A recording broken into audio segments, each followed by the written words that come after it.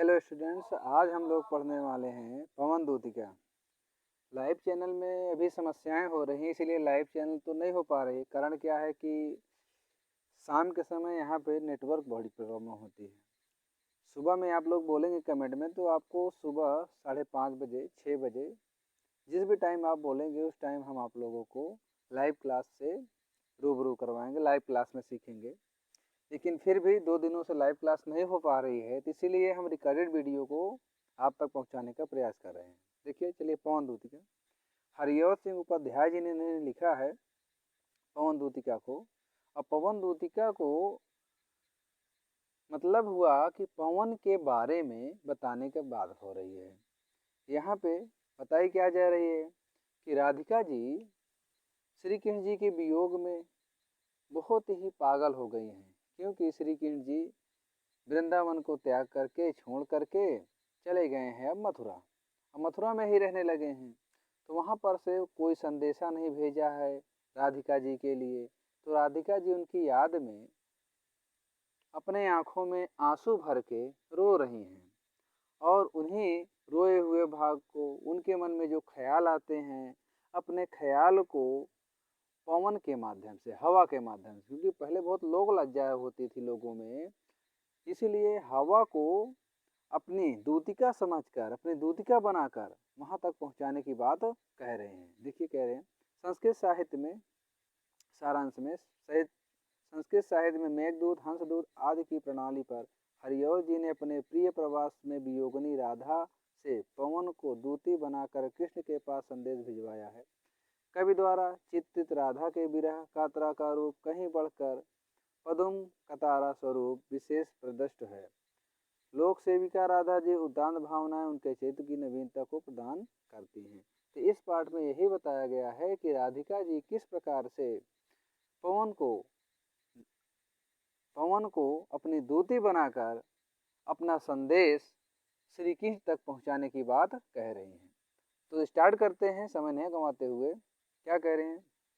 बैठी खिन्नायक दिवस में गेह में थी अकेली, आके आंसू दृग युगल में थे धरा को भिगोते, आई धीरे इस सदन में सदगंध पुष्प को लेके, प्रातः काली सुपवन इसी काले वातायनों से। कह रहे हैं, हरिऔध जी बताते हैं कि श्री कृष्ण जी की याद में राधिका जी, श्री कृष्ण जी के याद में राधिका जी अपने घर में अकेली बैठी हुई हैं। कैसी बैठी हुई हैं? अकेले बैठी हुई हैं। आके आंसू दृग, आके माने आकर के, आंसू माने आंसू, दृग युगल माने दोनों आंखों में, थे धरा को भिगोते, धरा माने पृथ्वी, भिगोते माने कि भिगोते हैं।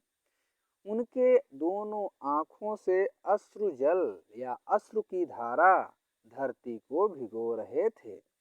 आई धीरे इस सदन में, आई माने आना, धीरे माने होता है धीमे से, इस सदन में माने कि इनके घर में, पुष्प सतगंध को लेके, यानी पुष्पों की सतगंध से युक्त हवा को लेके। क्या लेके आ रही? प्रातः वाली सुपवन इसी काल वातायनों से, यानी सुबह की जो सुंदर हवा होती है पुष्पों से युक्त है, पुष्पों की गंध से युक्त है, इसी काल वाता, इसी समय, इसी काल माने इसी समय, वातायनों माने होता है हवा के आने जाने के लिए जो खिड़की लगाते हैं उसी को वातायन यहाँ पे कहा गया, अर्थात आप खिड़की कह सकते हैं। तो प्रातःकालीन की सुंदर पुष्पों के गंध से युक्त हवा इसी समय घर के खिड़कियों से प्रवेश करती हैं। ध्यान से सुनिएगा। श्री कृष्ण जी की याद में राधिका जी अपने घर में अकेली बैठे हुए थे, और उनके दोनों आंखों से अश्रुधारा बह रहे थे जो धरती को भिगो रहे थे। इसी समय प्रातःकालीन की सुगंधित वायु जो सुंदर पुष्पों के गंध से युक्त थी, इसी समय घर के खिड़कियों से घर में प्रवेश करती है। आगे क्या कह रहे हैं? संतापों का विपुल बढ़ता देख के दुखिता हो, धीर बोली सदुख उनके श्रीमती राधिका यूं। प्यारी राधिका प्यारी प्रातः पवन इतना क्यों मुझे है सताती, क्या तू भी है कलुषित काल की क्रूरता से। संतापों का विपुल बढ़ता देख के दुखिता हो, यानी जब पवन श्री राधिका जी को स्पर्श करते हैं तो उनका दुख और भी बढ़ जाता है। जैसे कोई व्यक्ति यदि दुखी हो, उसके बारे में कुछ पूछा जाता है तो वो और रोने लगता है, वैसे ही राधिका जी को भी जब पवन यानी हवा स्पर्श करती है तो उनका दुख और भी बढ़ जाता है। तो धीरे बोली सा दुख, यानी धीरे, यानी राधिका जी पवन से धीरे से कहती हैं, हे प्रातःकालीन की प्यारी हवा, तुम मुझे इतना क्यों सता रही हो, क्या तुम भी काल की क्रूरता से दुखी हो, ऐसा प्रश्न करती हैं। फिर आगे देखिए क्या कह रहे हैं।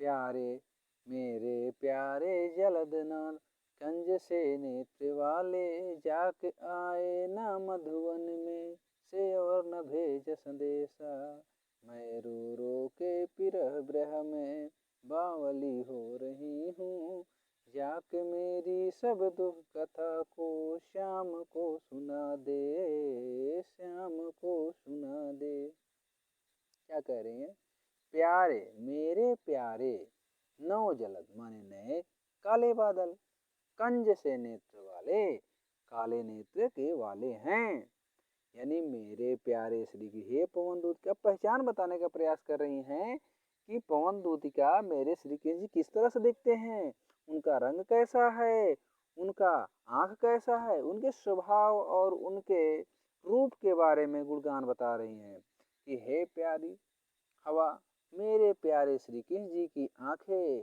काले बादल के समान प्रतीत होते हैं, जो जाके आए न मधुवर में और बना भेजा। मधुवन माने यहाँ पे मथुरा कहेंगे आप, जो मथुरा में जा कर के वहां से कोई मेरे लिए संदेशा नहीं भेजा है।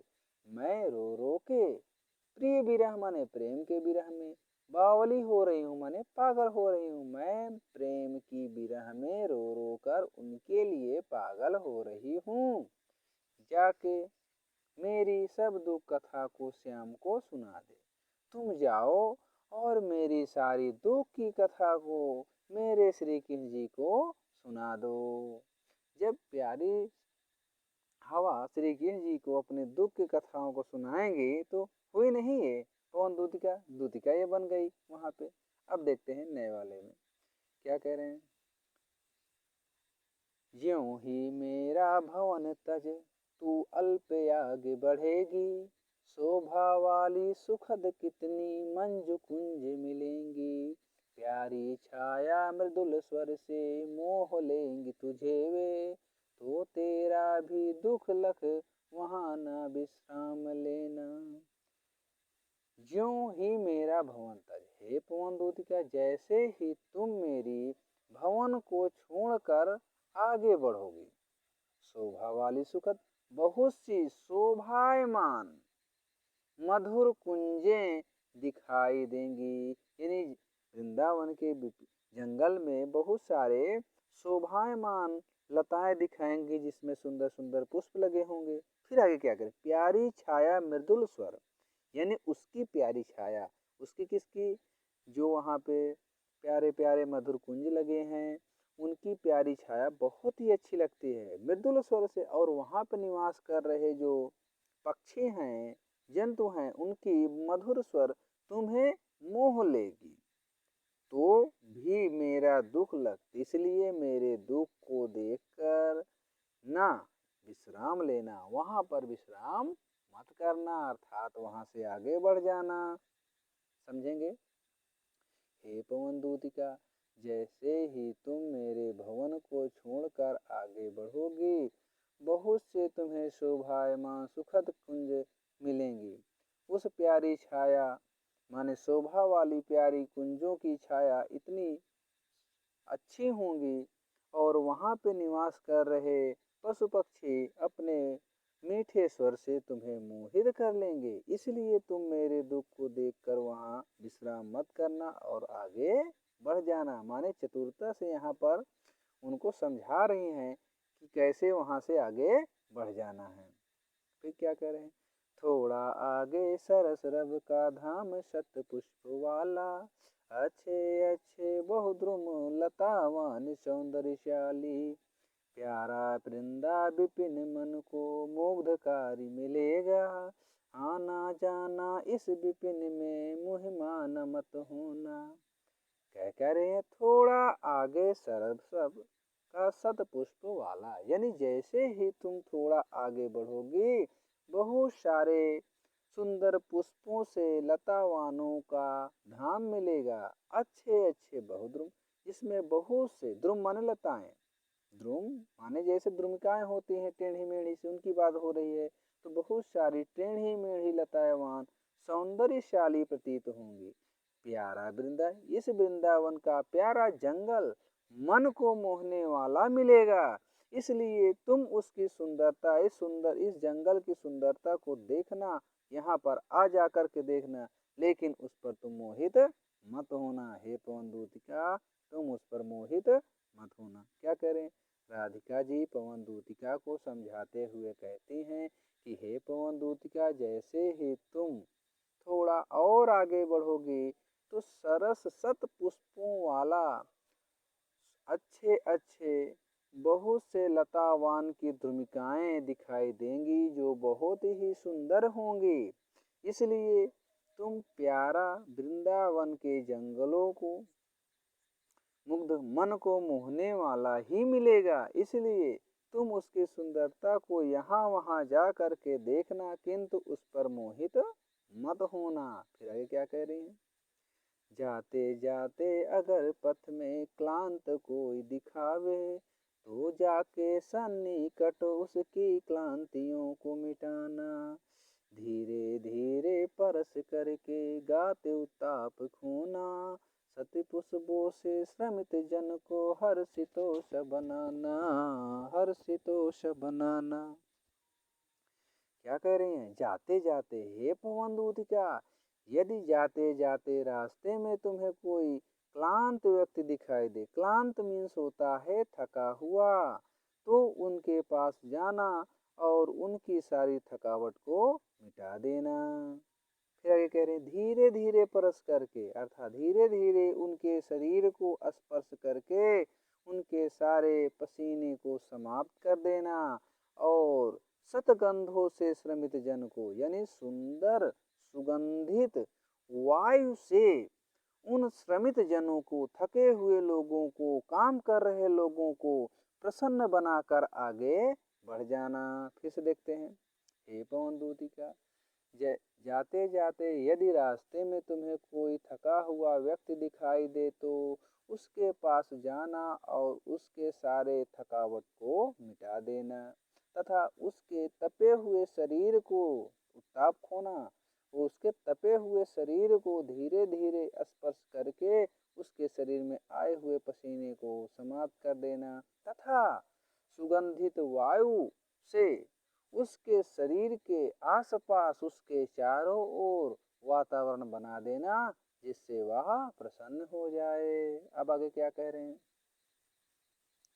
लज्जाशील पथिक महिला में जो कहीं दृष्टि आवे, लज्जाशील पथिक महिला जो कहीं दृष्टि आए, होने देना विकृत वशना तो न तो सुंदरी को, जो थोड़ी भी श्रमित वह गोद में ले क्रांति खोना, होठों की और कमल मुख की म्याल नाय मिटाना। लज्जाशील कह रहे हैं, लज्जाशील पथिक महिला जो कहीं दृष्टि आवे। हे पवन दूतिका, यदि लज्जाशील महिला तुम्हें रास्ते में कहीं दिखाई दे तो होने देना विकृत वसना तो ना तो सुंदरी को, तो उस सुंदरी के बिखरे हुए कपड़े को और खराब मत करना। जो थोड़ी सी श्रमित हो वह, यदि वह थोड़ी सी भी श्रम करके थकी हो तो तुम अपने शीतल वायु के गोद में लेना और उसके थकावट को मिटाना। क्लांति खोना माने थकावट को मिटाना। होठों और कमल मुख की, होठों जब कोई काम करता है तो उसके होंठ सूख जाते हैं, तो कमल मुख माने कमल के समान जो उसके मुख हैं, म्यालनाएं मिटाना अर्थात थकावट को मिटा देना। आदमी काम करता है तो उसके होठों पे गालों पे बहुत सारी झुर्रियां आ जाती हैं, इसलिए वहां पे कह रहे हैं उनको मिटा देना। तो क्या कह रहे हैं, हे पवन दूतिका, यदि रास्ते में तुम्हें लज्जाशील पथिक महिला कहीं दृष्टि आए तो उनके बिखरे हुए कपड़ों को और तुम ना बिगाड़ना। यदि वह सुंदरी थकी हुई हो तो उसे अपने शीतल वायु की गोद में लेना और उसके थकावट को मिटा देना तथा थकान के कारण उसके होठों और कमल मुख पे आई हुई झुर्रियों को भी समाप्त कर देना। देखो कितना अच्छी बात बताई है, परोपकार की भी बात बताई कि मेरा काम करते जा रहे हो, यदि रास्ते में तुम्हें ऐसे व्यक्ति दिखाई दे तो उनकी मदद आप जरूर करो, उनका हेल्प जरूर करो। ये होते थे पहले के लोग। आगे देखते हैं, कोई क्लांता कृषक ललना खेत में जो दिखावे, धीरे धीरे परस करके क्लांतियों को मिटाना। जाता कोई जलद यदि हो व्योम में तो ला दे, छाया द्वारा सुखित करना तप्त भूतांगना को। क्या कह रहे हैं, यदि कोई क्लांता माने थका हुआ, कृषक ललना यानी जो खेत में काम कर रहा होता है वो कृषक है, ललना माने अपने खेतों को पालने पोषने के लिए काम करता है, इसलिए इसको कृषक ललना कहा गया। खेत में जो दिखाई दे, खेत में दिखाई देगा, धीरे धीरे परस करके यानी धीरे धीरे उसके शरीर को स्पर्श करना, उसकी क्लांतियों ने थकावट को मिटा देना। जाता कोई जलद यदि, जलद माने बादल, बादल आकाश में जाता है, यदि कोई जाता हुआ आकाश में बादल का टुकड़ा दिखाई दे, व्योम माने आकाश, तो उसे ला, आकाश में उसे लाना। छाया द्वारा सुखित करना तथा आकाश में जो काले बादल जा रहे हैं उसकी छाया से सुखित करना, उसको सुखित देना। तप्त भूतांगना सो, उस तपे हुए शरीर वाले कृषक को ठंडक पहुंचाना, शीतल पहुंचाना। समझेंगे फिर से, राधिका जी पवन दूतिका को परोपकार के लिए समझाते हुए कहती हैं कि हे पवन दूतिका, यदि रास्ते में तुम्हें कोई खेत में काम करते हुए कोई कृषक दिखाई दे तो उसके पास जाना और उसके शरीर को धीरे धीरे स्पर्श करके उसके सारी थकावट को मिटा देना। यदि आकाश में तुम्हें जाता हुआ कोई जलद बादल दिखाई दे तो उसे बादल के टुकड़े को द्वारा उसे छाया करके उसके तपे हुए शरीर को तुम शीतल पहुंचाना। आशा करता हूँ कि यह वीडियो आपके लिए अच्छा रहा होगा। अभी लाइव क्लासेस के लिए नेटवर्क नहीं चल रहा है, जैसा मैं पहले ही बताया हूँ कि यदि आप सुबह में लाइव क्लास लेना चाहेंगे तो सुबह में प्रयास करेंगे कि आप लोगों को लाइव क्लास दें, जिससे आपका रिजल्ट अच्छा है। अभी तो हम यहाँ से 1 2 3 टोटल मिला के 8 पद्यों को यहाँ पर हमने देखा, जो पवन दूतिका से लिया गया है। यहाँ पे राधिका जी और पवन दूतिका के बीच हो रहे संवाद को ही दर्शाया गया है कि किस तरह से तुम यदि मथुरा जा रही हो तो रास्ते में यदि कोई तुम्हें दिखाई दे तो क्या क्या करना है आपको, उन्हें मतलब सीख देती हुई जा रही है। तो कमेंट में आप ज़रूर बताना कि यह वीडियो कैसा लगा आपको। और अभी भी नेटवर्क प्रॉब्लम है, इसी कारण से नहीं बन पा रहा है, लेकिन कोशिश करेंगे कि नेटवर्क भी ठीक करा लें और आपकी क्लासेस अच्छी भी करा लें। धन्यवाद, तब तक के लिए नमस्कार।